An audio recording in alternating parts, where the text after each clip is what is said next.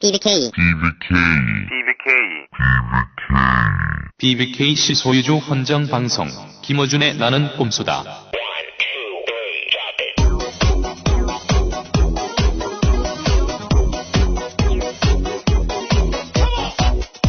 BBKC 소유주 헌정방송 봉주 21회 시작합니다. This is Nakumsu. I wish you the best of luck in breaking through the controls and repression and reaching the population. 낙곰수 멤버들에게 행운을 빕니다. 통제와 탄압을 뚫고 사람들에게 당신들의 메시지가 전해지길 기원합니다. 여기는 하버드 기숙사 에이크론 322호실에 식탁 테이블을 저희가 강탈해서 약속드린 봉주 21회 녹음을 시작하려고 합니다. 네. 방금 들으신 내용은 촘스키 선생이 나는 꼼수다에 보내는 메시지였습니다. 네.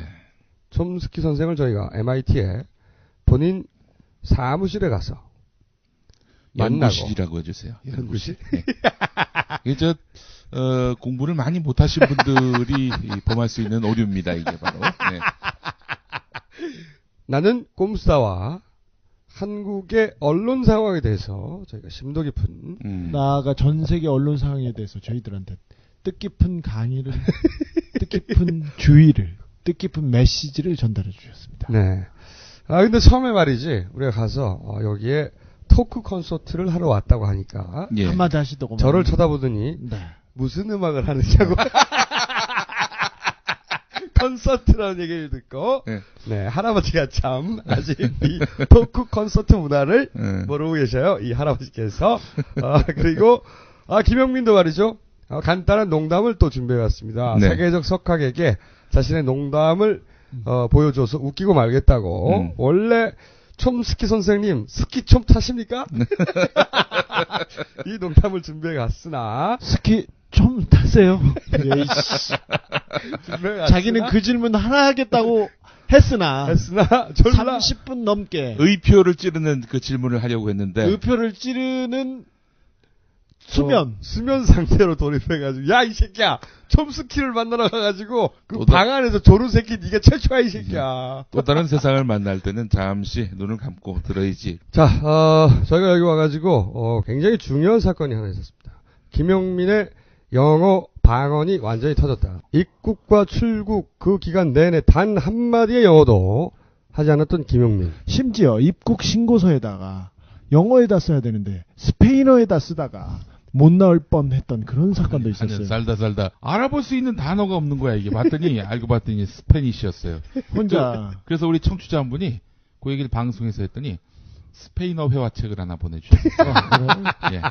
저희가 워싱턴 DC에서 뉴욕으로 가는 비행기 안에서 스튜디오스에게 김용민이 물을 달라고 하는데 물 한 잔이 아니라 한 통.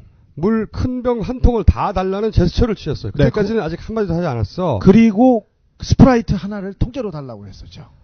이 모든 것은 이제 바디 랭귀지로 했는데 그러자 스튜디오스가 그렇게 큰 물을 혼자 다 마실 수 있겠느냐 하자 김영민이 자신의 배를 만지면서 한마디를 합니다. 한마디 했습니다. 베이비. 그러자 스튜디오스 1초 후에 빵 터집니다. 마구 터졌어요. 그러면서 김영민이 스튜디오스를 바라보며 또 자신의 직업을 소개합니다. 자신을 소개했습니다. 한마디로. I am 쇼크 조커. 그러자 스튜디오스 2초 후에 또 빵 터집니다. 쇼크 조커. 예. 1시간 내내, 비행시간 1시간 내내 용민이 보고 너무 웃어서 용민이하고 계속 농담을 주고받는. 딱 두 마디로. 네. 베이비와 쇼크 조커. 그리고 나서 스튜디오스가 와서 그 베이비가 언제 나오냐, 잘 자라고 있냐, 평생 그 베이비와 함께 할 것이냐, 이런 대화를 쭉 나누고. 그녀의 이름은 토이였습니다. 그리고 말이죠. 김영민이 뉴욕에서 최초로 혼자 외출을 합니다.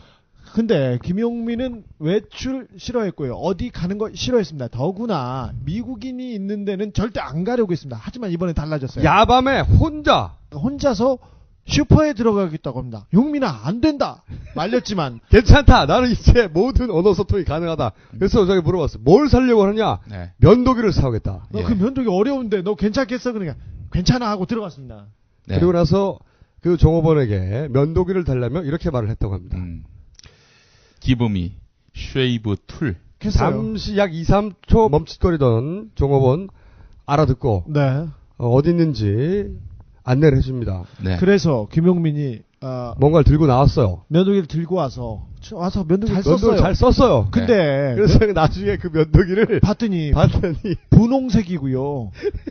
분홍색이고 비너스라고 써 있습니다. 그래서 용민아 너 뭘 사온 거니 그랬더니 그러니까 여자들이 다리 털 깎는 걸 사온 거예요. 예. 그래서 야 그림에 여자 다리가 그려져 있는데 면도기 아닌 줄 알아야지 그랬더니 저는 그게 마크인 줄 알았지. 여자 다리표 면도기. 이름은 비너스였어요. 비너스. 여자 다리표인 줄 알고 예. 면도기 잘 깎여? 잘 깎여. 한번 깎아봐.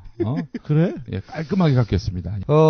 짧게 본론 들어가기 전에 저희가 이 미국에 나와 있는 동안 선거법 위반으로 기소가 됐다고 해요. 네. 이것은 이제 대선 기간 동안 저희를 법원에 묶어두고 또 활동을 위축시키고 이런 그렇죠. 의도가 명백히 보입니다. 그게 뜻대로 될지 네, 걱정하지 마십시오. 네. 네. 자 그리고 정봉주 저희가 귀국하게 되는 10월 1일까지 가석방되어 있지 않다. 그렇다면 저기 예고한대로 10월 중으로 광장에서 어마어마한 사람들이 모이는 장면을 보게 될 것이다. 광장에서 나와라 정봉주를 본격적으로 외치기 시작할 겁니다. 대통령 후보로 나선 이상 5.16, 유신, 민혁당 사건 등은 상처와 피해를 입은 분들과 그 가족들에게 다시 한번 진심으로 사과드립니다. 미안해 너를 두고 여기 있던 나연이 미안해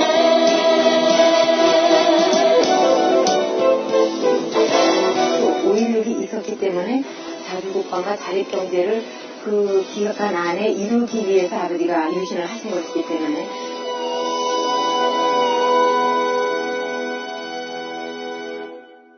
그리고 그거 하나 해야 되겠어요.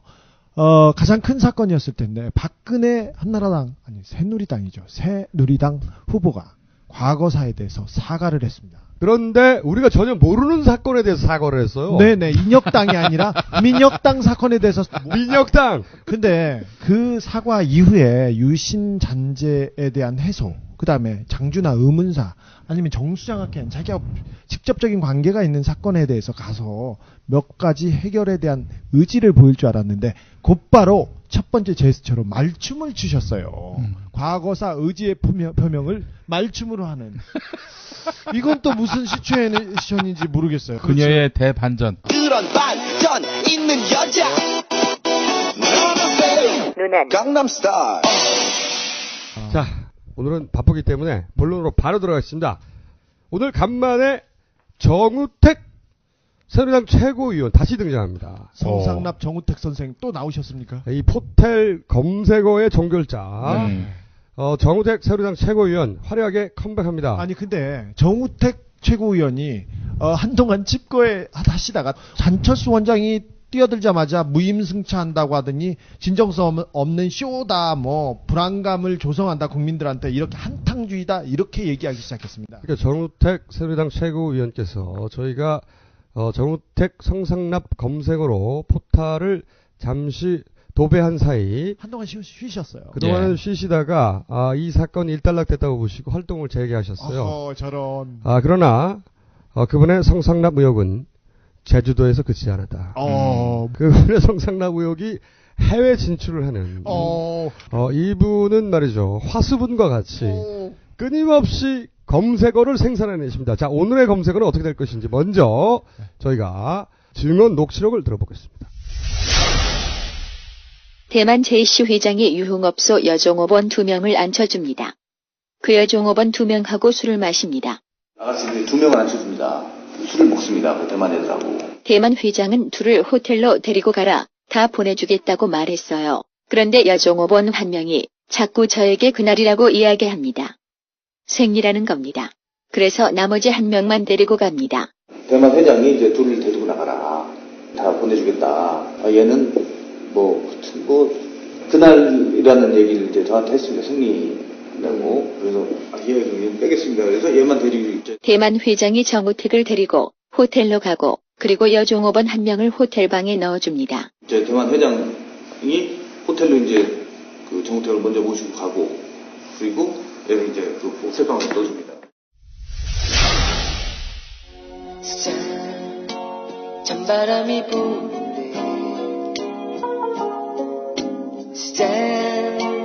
땅거미가 지는데 호텔 찬바람이 부는데. 자, 지금부터 최초의 라이브 CM송이 김영필에 의해서 불리겠습니다. 호텔 땅거미가 지는데 너는 지금 어디서 외로이 내 곁에 오지를 않니? 우택 제주도도 모자라. 우택 대만까지 갔다면 그날의 초이스 버리고 내 곁에 돌아와 주렴. 우택 난 너를 사랑해. 나가 누굽니까? 나가 누굽니까? 역사의 평가에 맡기시기 바라겠습니다. 새누리당 최고위원 정우택 의원을 위한 우리 용민이의 헌사였습니다. 네. 김승진의 숫자를 잠시 좀 바꿔봤습니다. 저희가 장비가 없어서 그냥 라이브로 김영민이 생으로 방금 작사해가지고 사실 노래를 만들어서 이렇게 하려고 했는데 이번엔 해외 로케인 관계로 이해해 주시기 바랍니다. 네, 쉽게 말씀을 드리면은 대만에서도 성상납을 받았다는 주장이죠. 방금 이 증언을 한 사람은 손인석 전 새누리당 청년위원장입니다. 9월 6일까지 했습니다. 새누리당 청년위원장이 간단한 자리가 아닙니다. 이분은 새누리당 청년위원장과 함께 한국 제시 청년의소 회장까지 역임한 분입니다. 그런데 이 손인석 씨가 9월 24일 화요일 전격 구속됩니다. 왜 이 손인석 씨가 전격 구속되느냐? 우선 이 손인석 씨와 정우택 새누리 최고위원의 관계에 대한 설명을 잠깐 드려야 됩니다. 손인석과 정우택과 손인석은 아주 절친한 관계였습니다. 손인석은 정우택을 정치적 멘토라고 하고 따랐습니다.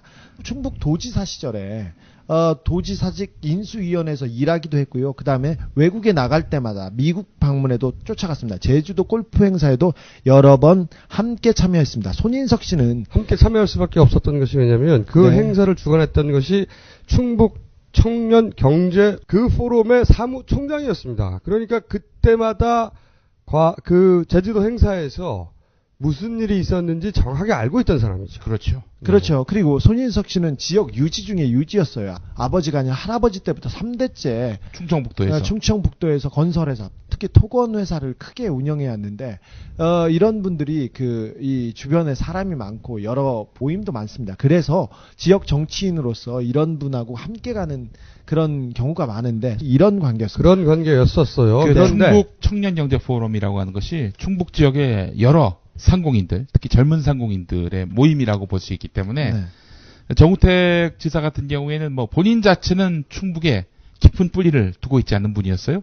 그렇기 때문에 이 청년경제 포럼과 결합이 되는 것은 아무래도 지역 정치를 펼치려는 사람으로서는 도움이 될 수밖에 없는 파트너죠. 그런데 정우택 성상납 의혹이 지난 총선에서 제기가 되자 정우택 새누리당 최고위원은 그 배우로 손인석 씨를 의심하게 됩니다. 왜냐? 자신의 그 비밀스러운 과거들을 다 알고 있는 사람은 손인석, 그 포럼의 사무총장이었던 손인석일 수밖에 없다. 3월 16일 날 총선 직전이었죠. 그때 크라임 투 길티라는 그 사이트에서 정우택 성상납 의혹이 폭로됩니다. 폭로되자마자 그 다음 날이었죠. 이것은 손인석의 작품이다. 이렇게 단언한 정우택은 18일 그 다음 날이었습니다. 손인석 등 3명을 그냥 고소합니다. 명예훼손 혐의로 모든 것은 손인석한테 나왔다. 이렇게 얘기하는 거죠. 이렇게 해서 관계가 결정적으로 틀어지게 되고 예. 이 둘의 갈등은 결국 손인석의 구속에까지 이르게 되는 겁니다. 물론 그 중간 과정은 복잡한 과정이 있는데 오늘의 주제는 그것이 아니기 때문에 손인석이 자신을 배신했다고 생각한 정우택 새누리 최고위원회 보복을 하고 있는 것이고 그것이 구속으로 이어졌다. 이렇게 보는 시각이 많죠. 이렇게 보는 충북 지역 언론들이 있습니다. 예. 네, 둘의 갈등 그런데 여기서 중요한 것은 손인석 씨는 정우택 최고위원회 숨기고 싶은 부분들을 잘 알고 있다. 예. 그거죠. 저희가 예. 대만 사건에서 주목하는 것은 바로 그 점입니다. 네. 자, 그러면 이 사건과 관련해서 김영민의 부탁 말씀이 있겠습니다. 안녕하세요. 여러분의 덕화 인사드리겠어요. 네이버에 들어가서 정우택 대만 검색 부탁해요. 뭐라고? 정우택 대만 네. 부탁해요. 자, 그러면 이 손인석 씨가 9월 24일 오전 영장 실질 심사 직전에 예. 전혀 새로운 내용을 증언합니다. 예.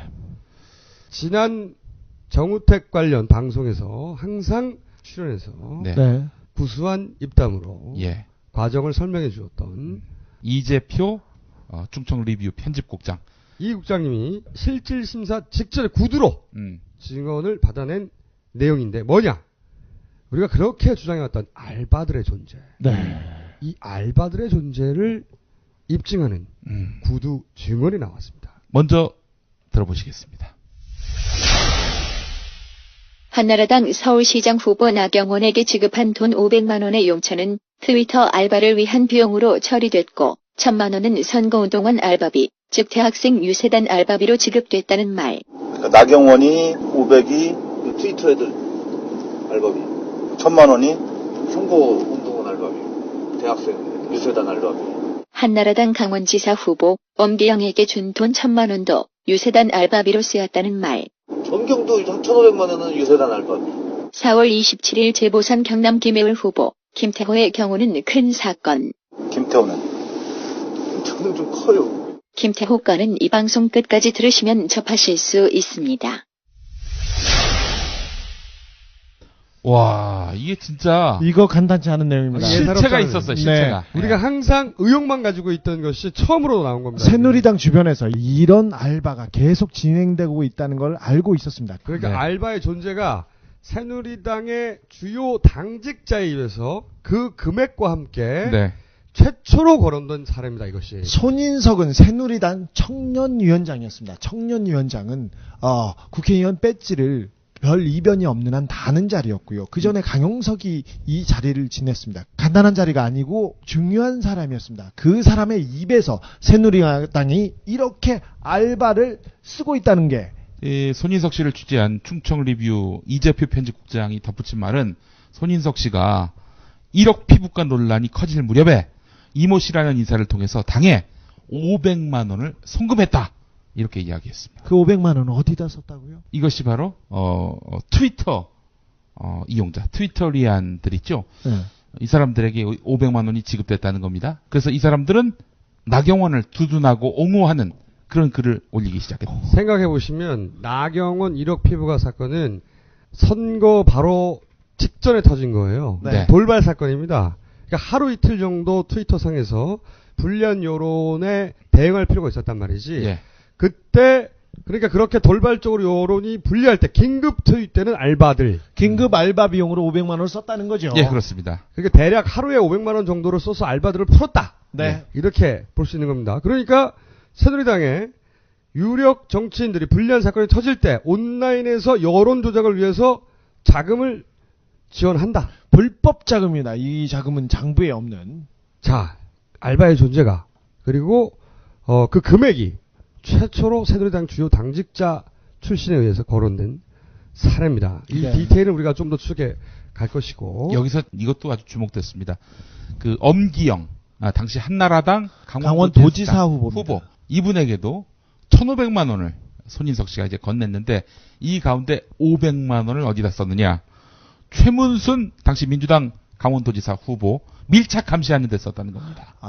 후보가 다른 후보를 예. 감시하는데 돈을 썼다 이거지. 거기에다 돈을 500만 원씩, 1,500만 원씩 쏴주고. 구체적으로 금액도 나왔고 그 금액의 용도도 나온 겁니다. 이게. 이놈들 꼼꼼한 놈들이네. 자, 박근혜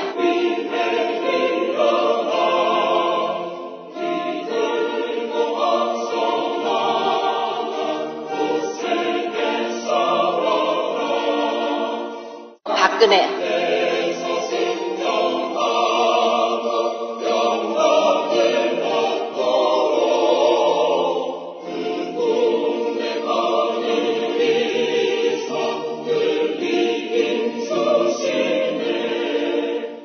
지난 시간에 저희가 기독교 온라인 선교를 표방해 놓고는 실제로는 정치적 댓글을 다는 알바단이 존재하는 것으로 보인다. 네.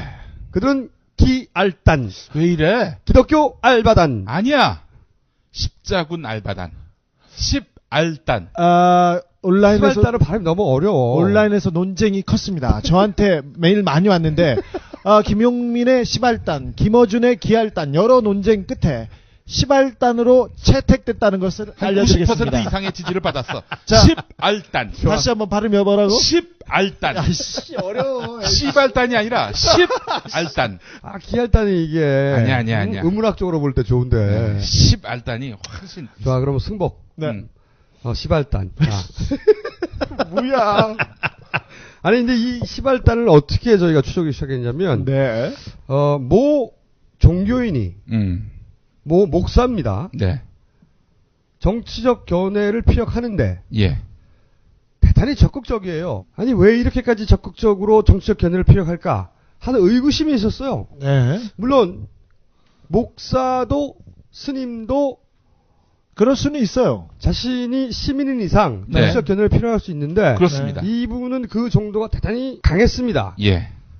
그래서 저희가 이분의 트위터를 분석해 보다가 네.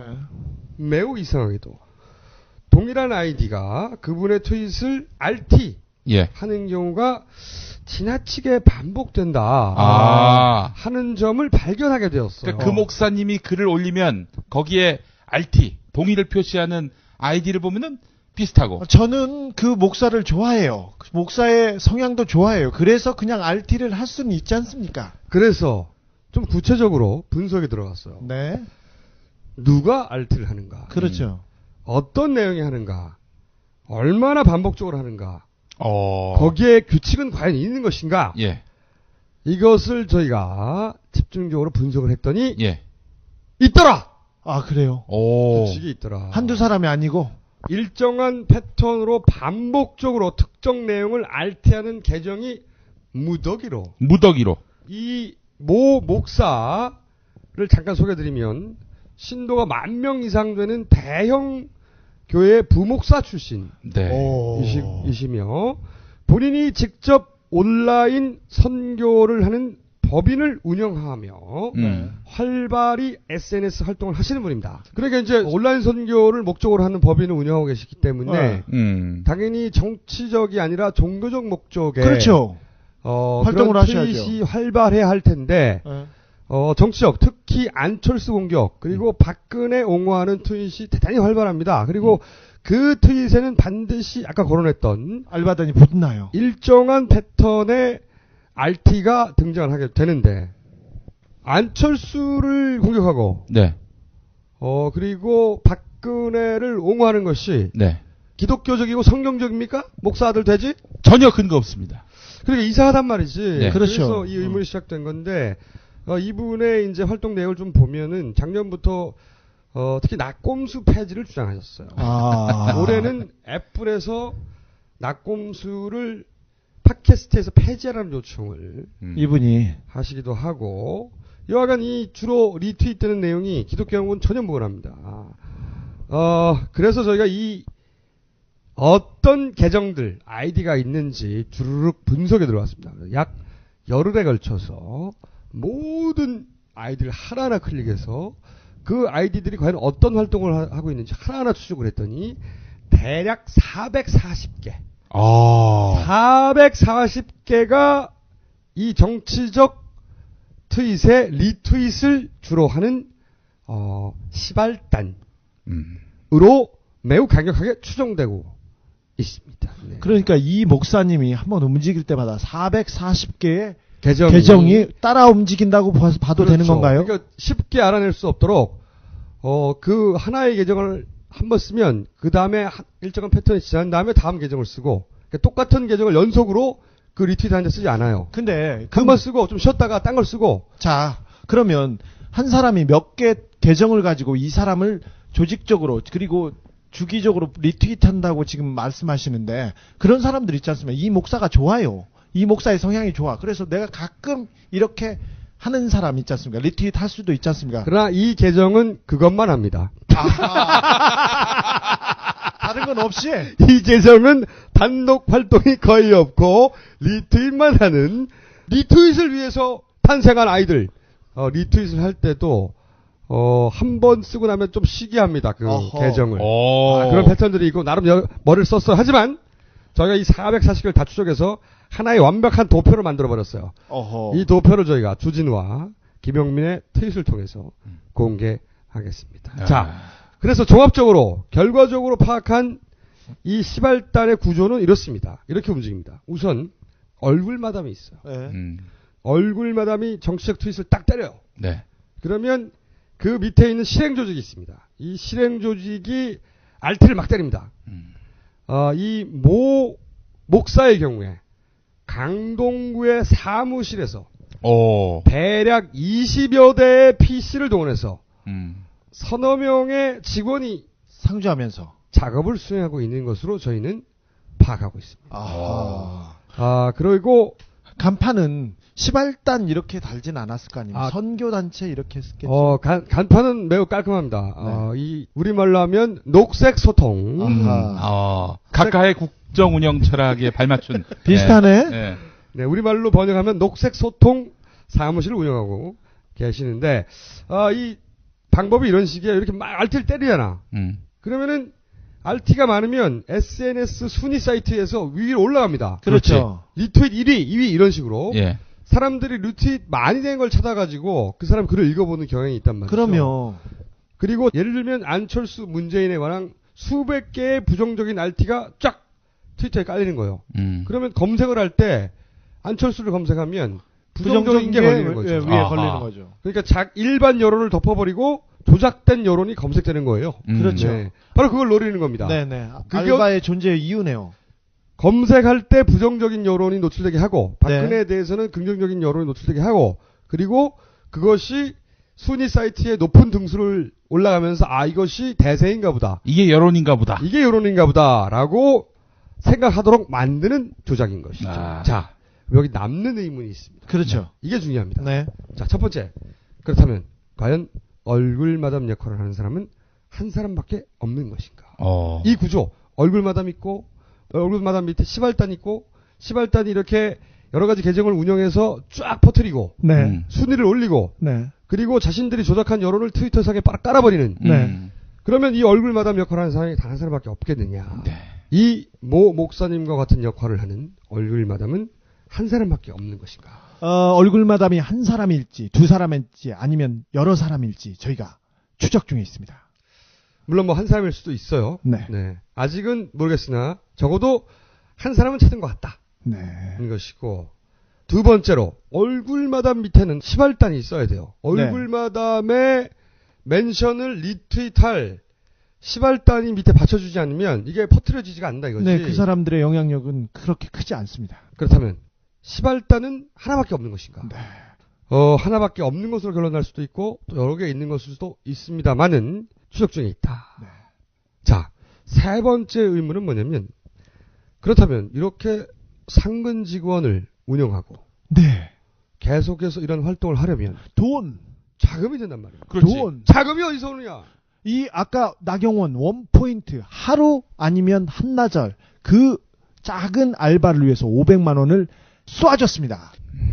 이 사무실 임대는 목사님이 소속되었던 대형 교회에서 임대해 준 것으로 저희가 파악하고 있는데 교회에서는 기본적으로 그것이 선거 활동에 쓰인다고 생각하고 임대해 줄 수 있어요.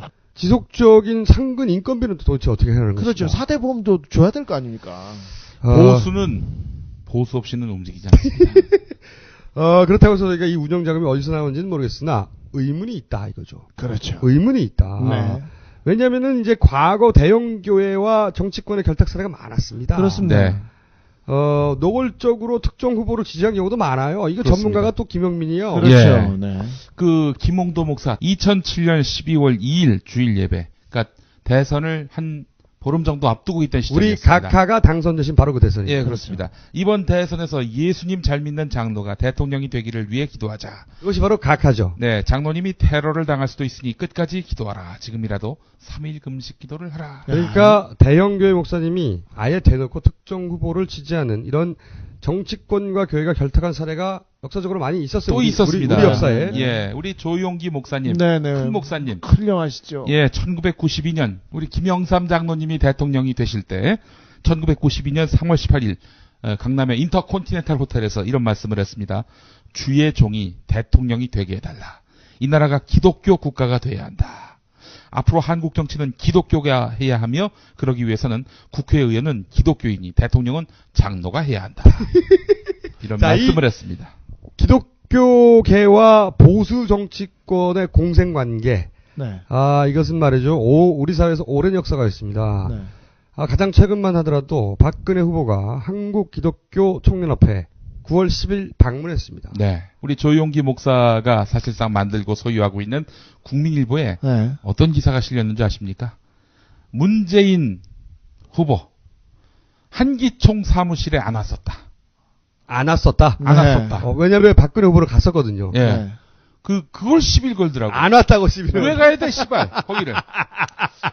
근데 꼭 보수 정치인만 이 일을 해요. 개신교가 말이죠. 예. 보수 정치인과 이렇게 연계되는 경우가 참 많았어요. 그동안. 그리고 연계가 아니라 아예 한 발을 들여놓습니다. 지난번에 그 부산 영도에 한진에 희망버스가 가기 시작했지 않습니까? 네. 이걸 막으라고 우리 빤스 정광훈 목사가 1,000만 원 줬다.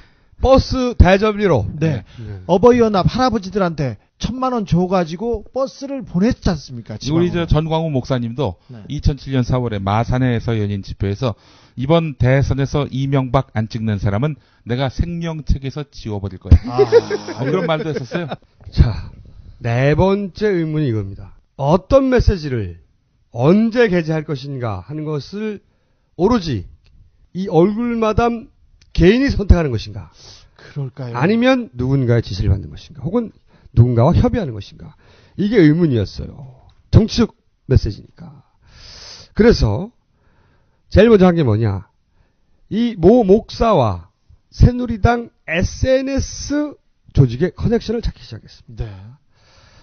먼저 새누리당에서 지난 11월 서울시장 재보궐선거 이후에 새누리당이 SNS 컨설팅 전문가로 영입한 사람이 있는가? 있었어요. 새누리당 박근혜 비대위 체제에서 총선 전에 SNS 컨설팅 전문위원으로 합류했던 분이 한 사람 있습니다. 인맥경영연구소의 구창환 소장입니다. 자, 이분은 현재 새누리당 소셜지원센터 센터장이자 새누리당 눈높이위원회 자문위원이었고 새누리당 국민소통위원회 부위원장을 역임하셨거나 역임하고 있는, 자, 새누리당의 SNS 전문가로 영입된 분과 새누리당의 유리한 정치적 메시지를 날리고 있는 이 모 목사와 어떤 연관관계가 있는가 찾기 시작했어요. 네. 찾았습니다. 앞에서 이야기한 시발단의 알바 계정. 네. 그 계정이 이 구창한 소장의 글을 RT를 하고 있는 겁니다. 정상적인 네티즌의 계정이 구 소장의 멘션을 RT하는 것은 얼마든지 있을 수 있어요. 그렇죠. 네. 그러나 저희가 알바가 명백하다고 찾아낸 이 계정들이 구창한 위원을 RT하고 있더라. 여기서 저는 연결 포인트를 찾아낸 것입니다. 목사가, 현직 목사가 당에 있는 SNS 담당자하고 연결돼서 정치적인 멘션을 계속, 그리고 한 후보를 비방하고 한 후보를 띄운다. 시발단 알바 계정들이 구창한 소장의 멘션을 RT한 것 이외에 다른 어떤 근거가 있는가? 네. 그것은 저희가 다음 시간 혹은 그 다음 시간 정도의 결과를 말씀드릴 수 있을 것 같습니다. 마지막 의문이야. 그럼 구창환 새누리당 소셜지원센터 센터장이 모든 대메시지의 총책임자인가? 네. 아니지. 당연히. 이런 여론과 직접 관련되어 있는 매우 중요한 일이죠. 온라인상의 활동은 당연히 새누리당의 여론 전략과 밀접한 관계가 있을 것이라고 추론하는 것이 너무 당연합니다. 네, 그렇습니다. 그렇다면 과연 어디까지 연결되어 있을 것인가? 최소한 새누리당의 공보를 책임지는 자리. 지난 대선 때는 이명박 캠프에서 이런 역할을 한 사람이 최시중 전 방송통신위원장이었습니다. 네, 안녕하십니까. 최시중 전 방송통신위원장입니다. 저기 명박이가 26일만 들어갔다 나와버렸는데, 2년 6개월 동안 있어야 되는데, 엄마, 씨발. 저희는 그래서 이런 소설을 써보는 겁니다. 새누리당의 공보 조직과 그렇죠. 그리고 그 아래에 SNS 메시지를 컨트롤하는 컨트롤러가 있고 그 아래에 대중적으로 어느 정도 알려진 얼굴마담 트위터가 있고 그리고 그 아래에 그 얼굴마담의 트윗을 집중적으로 리트윗하는 트위터 알바단이 있는 것으로 추정되는데 그 중에서 시발단 하나를 우리가 찾아냈다. 자, 이것이 유일한 알바단인지, 그리고 그 끝에 누가 있는 것인지, 자금은 도대체 어떻게 돌아가고 있는 것인지 저희가 계속해서 추적해 나가고 있습니다. 잠시 후 큰 폭탄이 투하됩니다.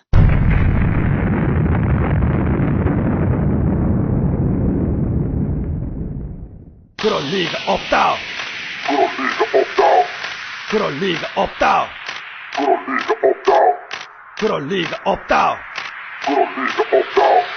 그럴 리가 없다. 그럴 리가 없다.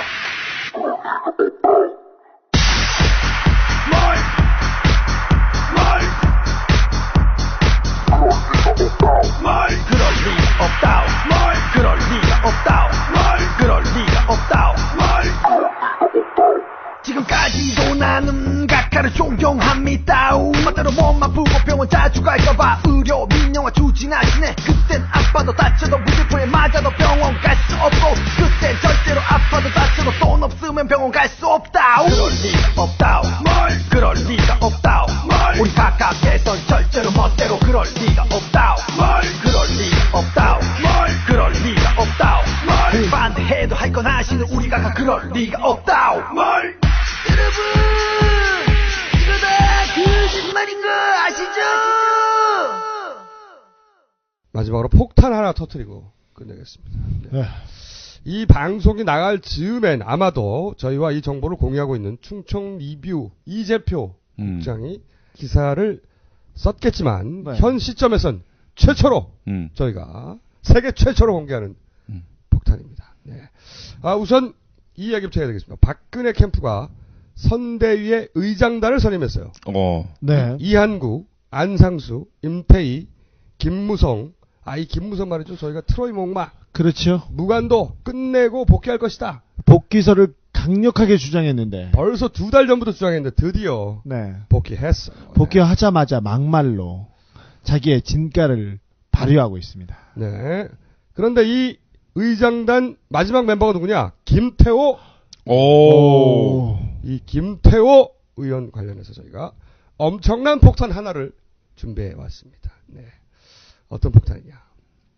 때는 지난 2011년 4월 4.27 재보궐선거 때입니다. 저희가 4.27 재보궐선거를 잊지 못하는 이유는 그 다음날 나는 꼼수다가 최초 녹음을 시작했기 때문이죠. 당시 국민참여당의 이봉수 후보 그리고 단일 후보였어요. 단일 후보였고요. 단일 후보. 그리고 여기에 유시민 전 대표가 올인을 했었어요. 그렇죠. 그리고 노무현 대통령 서거 이후에 그 지역에서 일어나는 첫 번째 선거였습니다. 그러니까 노무현의 고향에서 과연 친노 후보가 탄생하느냐 마느냐고 하는 초미의 관심이 대상이 되는 그런 지역이었어요. 친노와 범야권이 결집했죠.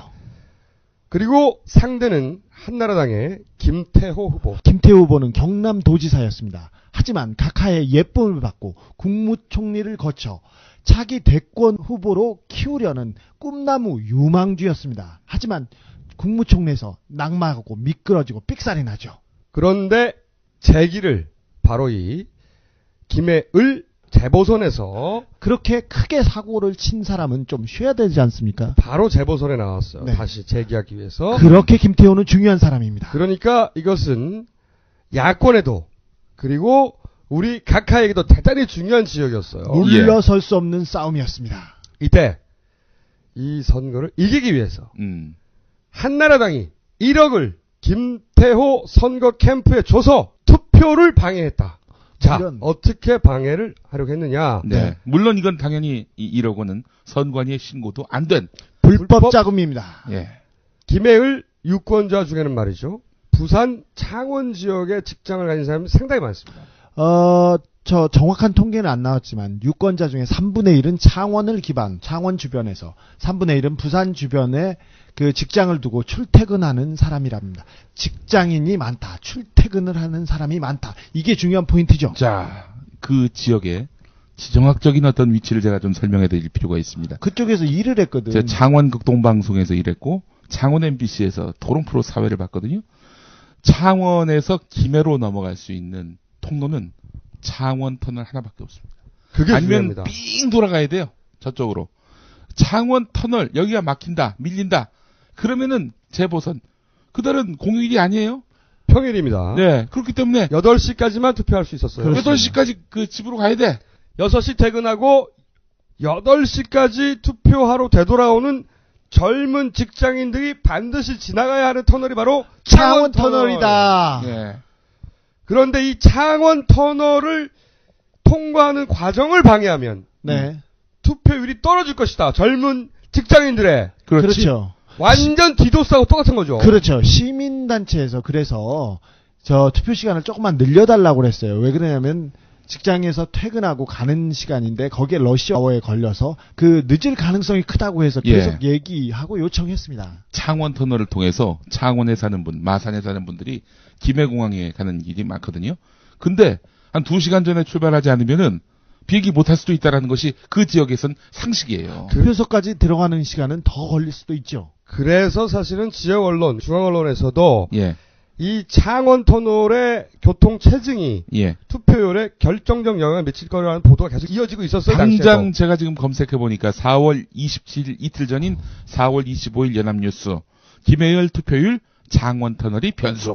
그렇죠. 이런 기사가 있었어요. 그러니까 이미 창원 터널이 투표율을 좌지우지한다는 것을 모두가 알고 있는 상황이었어요. 당시 김태호 후보는 여론조사에서 계속해서 이봉수 후보에게 밀리고 있었습니다.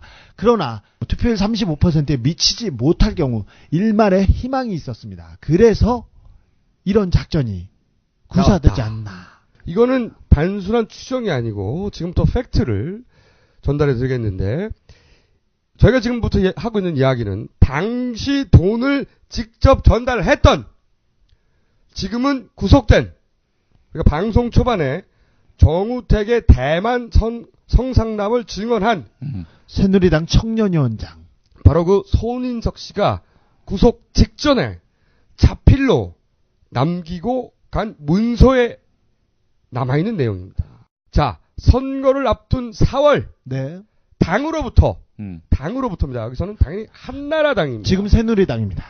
김태호 당시 후보에게 1억을 전달하라는 요청을 당이 손인석 씨에게 했어요. 그래서 손인석 씨는 자신이 먼저 1억을 마련합니다. 자기의 개인 계좌, 외환은행 계좌에서 09018 땡땡땡땡땡땡에서 1억 원을 인출합니다. 그리고 김해로 직접 본인이 가서 전 경남 정무부지사 안모 씨 김태호의 최측근이고요. 김태호의 측근이라고 봐야 되겠죠. 김태호의 최측근이고 대학 후배입니다. 그래서 1년 후배. 경남 지역에서는 아주 막강한 파워를 가지고 있는 실세 중에 실세였습니다. 이 안모 씨에게 5천만 원을 일단 전달합니다. 5천만 원을. 그리고 그 다음 날 손인석 씨의 측근 임모 씨를 통해서 나머지 5천만 원을 역시 김태호 캠프 사무실에 전달합니다. 네. 자, 요 돈의 전달 과정은 대단히 자세하게 계좌번호와 함께 기록되어 있어요. 네. 아니 그러면 왜 개인이 자기 돈으로 했나? 네. 이 돈은 선거 이후 당으로부터 돌려받습니다. 아하. 5천만 원은 손인석 씨의 회사 계좌로 토건회사입니다. 토건회사. 예. 허위 세금 계산서를 발행해서 송금받았고 나머지 5천만 원은 당 총무국에서 국장한테 직접 현금으로 수령합니다. 이것은 그 돈을 주고받은 당사자 손인석 씨의 자필 문서의 내용입니다. 네. 이 목적은 두 가지였다고 합니다. 네. 이 1억 원의 목적입니다. 첫 번째는 지금까지 말씀드린 그 터널을 막아서 교통 체증을 유발하라. 아하. 그러니까 어떻게 막냐? 불필요한 공사를 해서 네. 교통 체증을 유발하라 하는 작전이 하나 있었고 일단 그날 창원 터널에 보수 공사가 있었습니다. 통행량 계측기라는 기계가 있습니다. 그게 교체 작업을 했습니다. 그런데 그 공사가 실제 이 돈에 의한 공사인지 네. 아닌지는 확정할 수 없어요. 낮에 그러니까 진행되다가 마무리가 됩니다. 그러니까 이 공사가 애초에 그렇게 기획을 했는데 너무 티가 날 것 같아서 안 한 건지 아니면 그 돈으로 그 공사를 했는데 항의가 심하니까 항의가 심했습니다. 당시 임유철 감독이라고 유명한 다큐멘터리 감독입니다. 인천 유나이티드를 소재로 한 비상이라는 영화 축구팀. 그렇죠.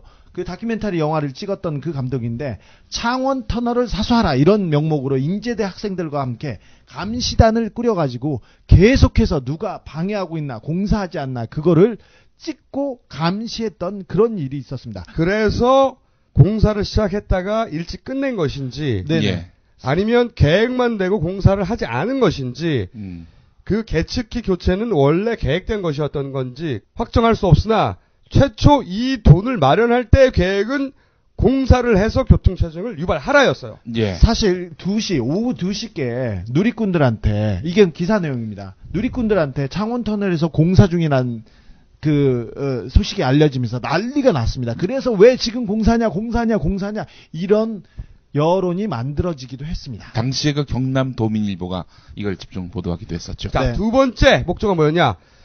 차량을 동원해서 퇴근 시간 전까지는 여권에 유리한 유권자를 실어 나르고 그리고 퇴근 시간에는 일시에 몰려서 그 지역에 교통체증을 유발시켜라. 창원터널 근처에. 그렇죠. 차량을 동원해서 유권자를 실어 나르다가 퇴근 시간 즈음에 그 지역에 몰려가라 이거지. 그래서 교통체증을 유발시켜라 이거지. 이 두 번째 계획은 실행된 것으로 추정합니다. 저희는. 네. 낮에 실컷 사람을 실어나르는 걸 한 다음에 그 차를 가지고 갈 일도 없는 창원터널에 갔다는 거 아니야 이거. 가가지고 괜히 서 있는 거 아니야.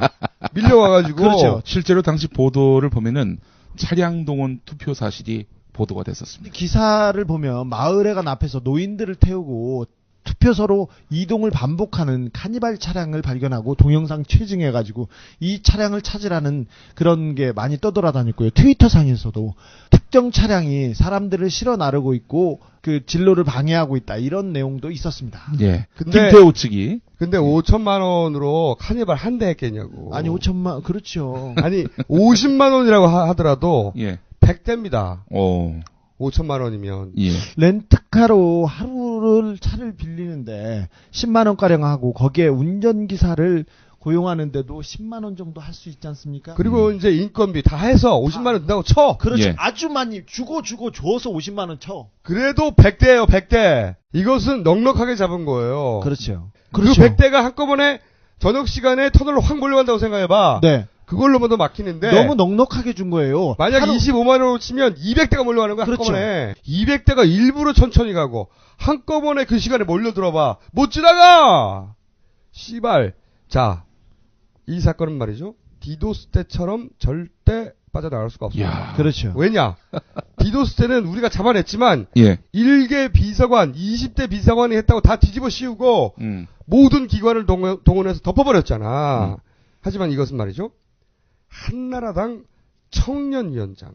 게다가 그 돈을 직접 마련해서 자기 계좌로 1억을 계좌번호도 알아. 네. 그 계좌로 돈을 마련한 사람이, 그리고 그 돈을 직접 들고 와서 전달한 사람이, 네. 그 사람이 한 말입니다, 이게. 그리고 세금 계산서도 있고요. 당 총무국에서 국장도 있고요. 여러 사람들이 나옵니다. 전달한 사람의 이름도 정확하게 나옵니다, 여기서. 네. 자, 이건 말이죠. 교통체증 디도스. 네. 그렇죠. 오프라인 디도스. 터널 디도스. 새로 나왔어요.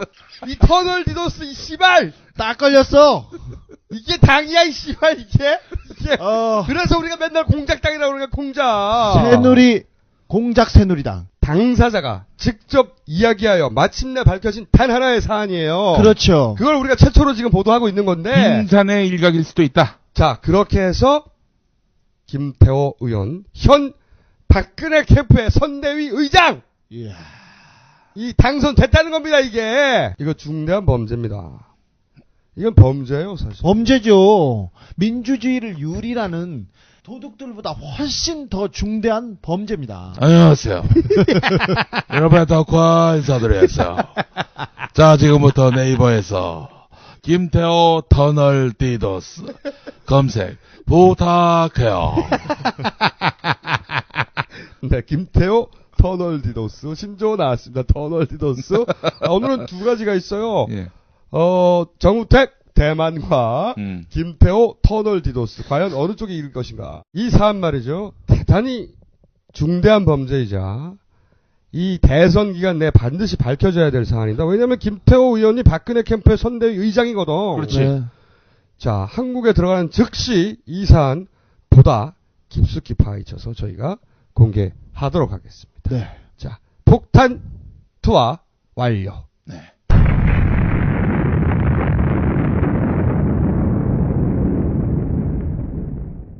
자, 지금 박근혜 대세론이 무너지기 시작을 했어요. 꺾였습니다. 네. 네, 사과도 그다지 효과가 없어. 아니, 지지율 떨어진다고 그냥 마음에도 없는 사과를, 말뿐인 사과를 하면 누가 받아들입니까? 그게, 사과의 진정성이 있어야죠.